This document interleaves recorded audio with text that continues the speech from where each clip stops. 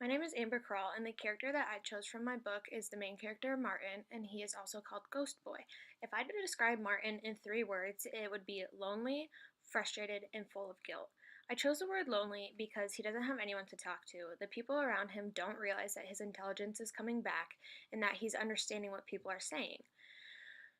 The next word I chose was frustrated because even though he's willing his body to move and be able to respond to the people around him, his body doesn't comply with his brain. So when he tries to move his arm to show to his caregivers that he is trying to respond to what they're telling him, he is willing it as hard as he can, yet his arm doesn't move like he would like it to.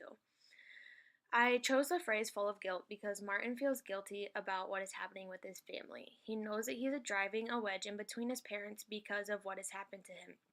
He listens to his parents fight all the time because of his illness. He knows that they are fighting about whether to send him to a full time care unit or to keep him at home and care for him themselves.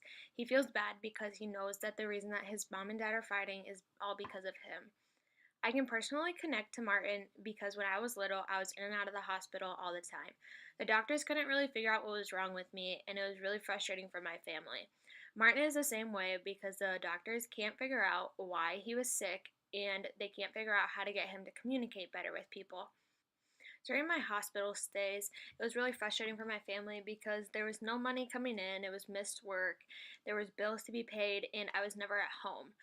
This is kind of like what Martin is going through because his parents are fighting about him. And no, I didn't really drive a wedge between my family, but there were arguments being made of because I was in the hospital.